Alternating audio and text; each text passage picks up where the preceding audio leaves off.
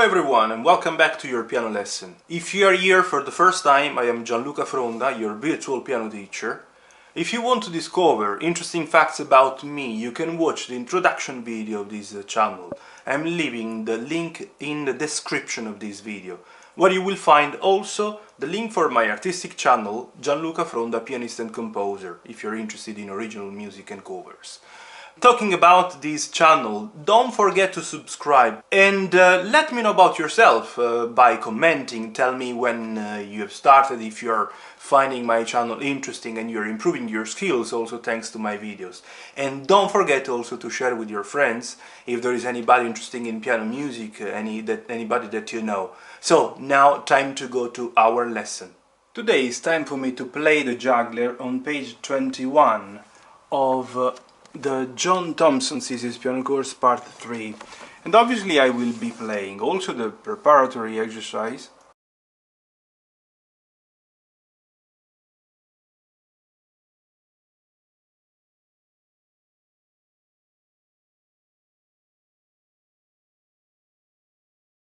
and then I will definitely introduce the major scales. That is, I would say, the most important chapter of this book, and is the most important achievement of your musical formation at the moment. I think that before playing the Juggler and the Preparatory Exercise, I have to introduce the scales. The major scales. Let's read 1 second together. We are on page 20. So, major scales. A scale is a succession of 8 notes progressing in alphabetical order. This is a very important point. In alphabetical order. The notes are numbered 1, 2, 3, 4, 5, 6, 7 and 8 and are known as the degrees of the scale. We might even say first, second, third, fourth, fifth, sixth, seventh and eighth. Degrees of the scale. Indeed, I will now explain why it's important to keep in mind that the notes of the scale are degrees. The major scale contains whole tones and semitones. The semitones occur between 3rd and 4th and between 7th and 8th, as shown in this example. The whole tone indeed is between the 1st and the 2nd and the 3rd. Then there is the semitone in between the 3rd and the 4th. Between the 4th and the 5th we have the whole tone. Between the 5th and the 6th the whole tone. 6th and 7th whole tone, and then the semitone again between 7 and 8, 7th and 8th. You have anyways discovered the concept of tone and semitones, or half steps and whole steps, on page 16 and 17. Because you know that the keyboard is arranged in semitones. What does it mean? That the minimum distance between all the keys, the distance between all the keys of the keyboard, moving from white to black, white, black, white, white, black, and so on, is the semitone. The tone, the whole step, occurs when you skip, for example, in this case, the black key in the middle, and you move from C to D, for example, or from D to E. But pay attention, if you move from E to F, you are automatically moving of semitone. Is a half step, is a semitone, because you see that we are missing first of all the black key, and as we said, the distance between the keys is the semitone. This is the previous, this is the following, and automatically this is a semitone. If you want to move one tone from E, you must go to the F sharp. See, we are skipping this and we are going, this is a tone. Okay, so this is very important now to be kept in mind to build up the scales. I don't want to, let's say, solve for you the scale of D major, of A major, F major, B flat major and D flat major, because you should definitely discover them by yourself. But remember that you have to respect these distances. When you will start from G, indeed, has been already written. From G you go to A, from A you go to B, then between 3rd and 4th, since we need the semitone, and also since automatically B and C are already set in this way, so the distance between B and C according to the way it's been made, the piano is automatically the semitone. You don't have to do anything. It's automatically solved the problem. In G, what happened? Why do we get the sharp when we are in G major? Because obviously we have to respect the distance of one tone in between the 6th and the 7th degree, whole tone. And you see, if I have to move from E to the following note that has to be one tone distant, I can't go to the F because it would be semitone. I must go to the F sharp. Here we are. This is the reason why in G major we get the F sharp. And obviously by having the F sharp, it's automatically solved the problem of the distance between the 7th and the 8th that has to be semitone. Indeed, moving from F sharp to G, we have automatically the semitone. Now, according to what has been already discovered in the scale of C major, because this is the scale of C major, all white likely. Then, according to what has been discovered in the scale of G major, that is a simple application of the same principle, you can build up the F major scale and all the remaining ones. I will be publishing shortly videos explaining even more how the major scale was born. There is an interesting secret that I'm not going to reveal right now, but you will discover if you will keep following me and keeping an eye on my channel. So obviously now it's time to play first of all the juggler, and then I will mention a few important technical things. I will also play the exercise. Now, playing the juggler at the final speed, let's say quite fast allegro. By the way, is in 4/4. We are getting the new signature for the 4/4. So this is a different way of writing the 4/4 time signature. This is the sign for the common time.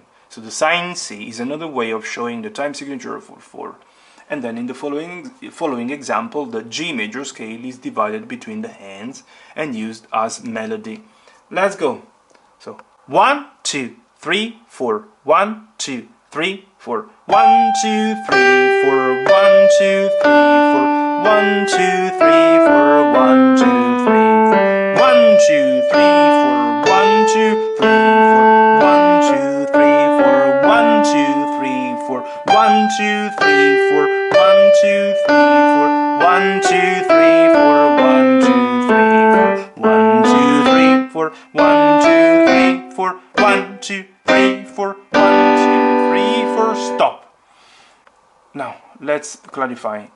The G, even though it's written in the second G, even though it's written in the treble clef, has to be played by the left hand. You see, I did G, the first G with the right, then the second with the left. Then again, the D, obviously right, and the D, the following D, the second D, with the left hand, as it is written, and then you proceed. You play the first part of the scale with the right and then the second with the left, trying to play legato, because it has to be definitely only one big phrase. And then you proceed. Luckily now the left hand notes are written in bass. Mind the difference in the dynamics. So forte, the first two bars, slightly less sound, mezzo forte, the second block of 2, forte again, mezzo forte. Play these two notes with the left hand. Then again the same thing that you did in the beginning, identical, playing right, playing with the right, with the left, with the right, with the left. Then we have again the scale divided in between the ends. This time seems that we have to confirm the forte. Breathe 1 second in between the last note of the second bar and the first of the third bar. A little bit of crescendo, and here release the F sharp on the end, since it's a 3-note slurs.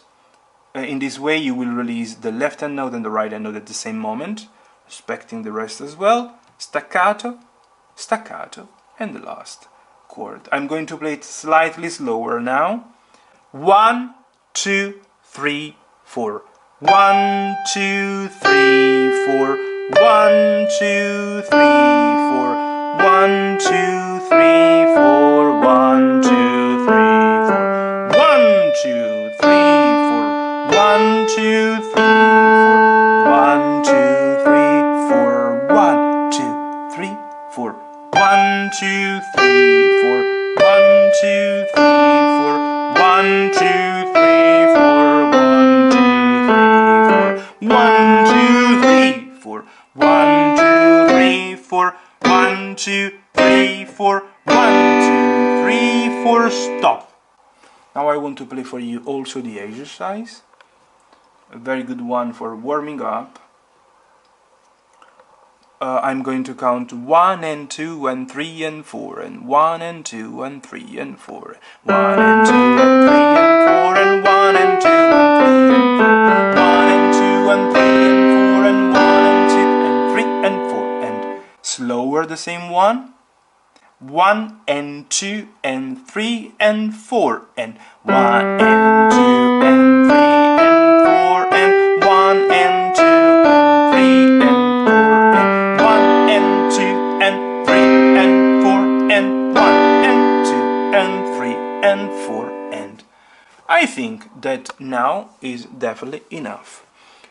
Try to really study well page 20 where there is the explanation of the major scale. Fix in your mind this pattern. The major scale is made of tone, tone, semitone, tone, tone, tone, semitone. We have 2 tones and 1 semitone, then 3 tones and 1 semitone. This is the law of the major scale and is valid for all the 12 major scales. Why do I say 12? Because we can have 12 major scales since you have 12 semitones in the octave. Okay?